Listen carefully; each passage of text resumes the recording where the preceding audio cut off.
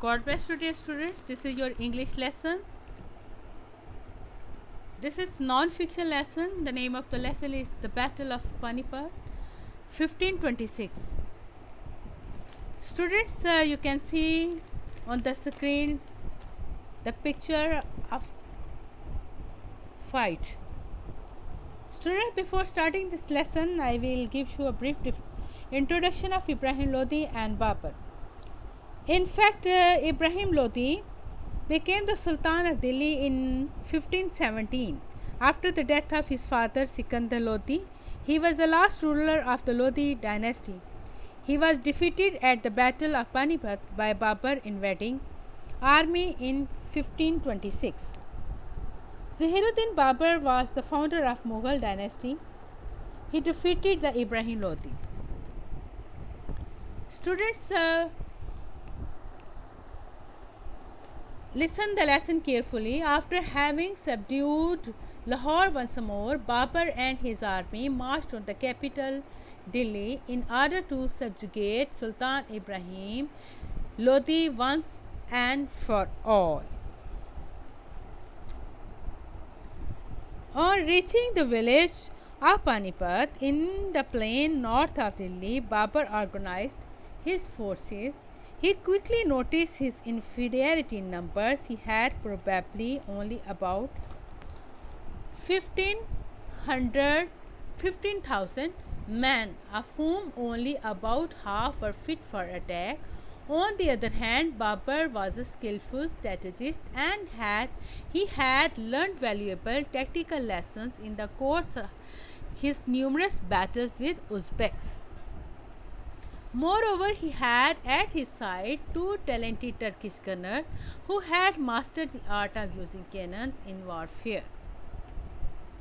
The cannon's unmounted gun was a weapon well known in Europe but not on the subcontinent at its time when an army's strength was in its arches.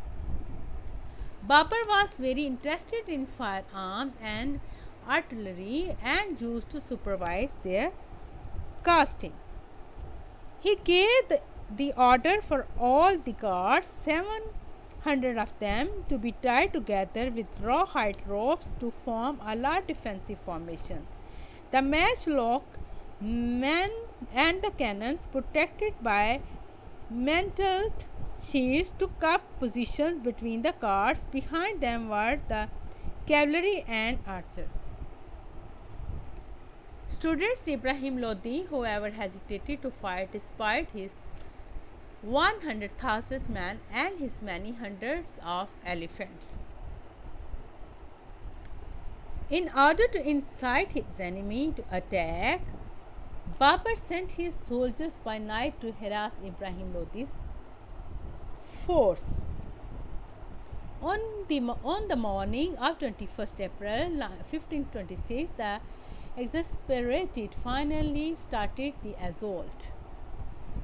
He forced Babur's right wing back, but his army was swiftly overwhelmed by the cannon fire and by the matchlock men drawn up in the center.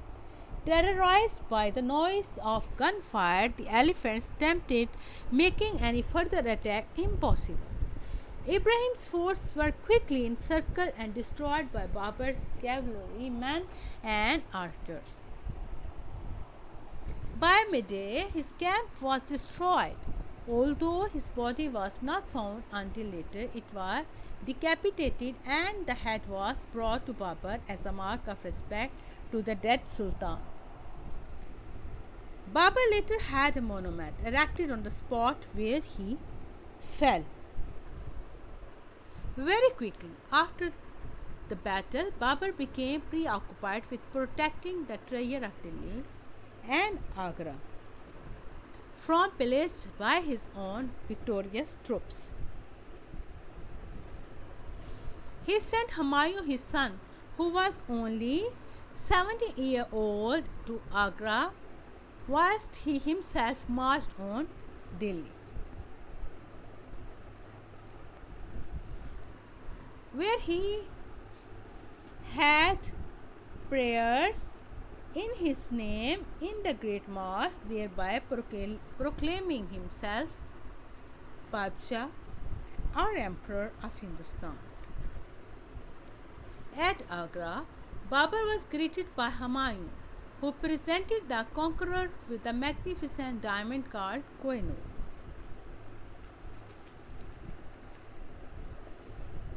The ruling family of Gwalior had given it to Humayun, and Babur recorded that a jam collector estimated its worth as the whole world expenditures for a day, for half a day. Student, once again listen. Once Babur recorded that the jam collector estimated its worth as the whole world's expenditure for half a day.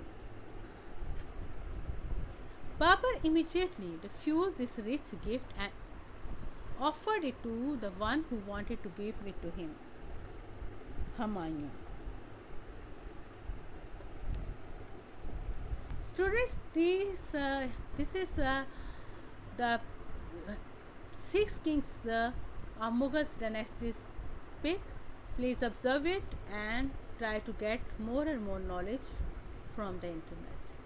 Students, vocabulary which I have chosen from the net, you can see: subdue, to bring under control; subjugate, to conquer; strategist, the person who is skilled in planning; cavalry, soldiers who fight on horseback; exasperated, irritated; assault, attack; stamped, sudden rush of return; decapitate, behold; pillage, robbing in war; harass, pester, annoy.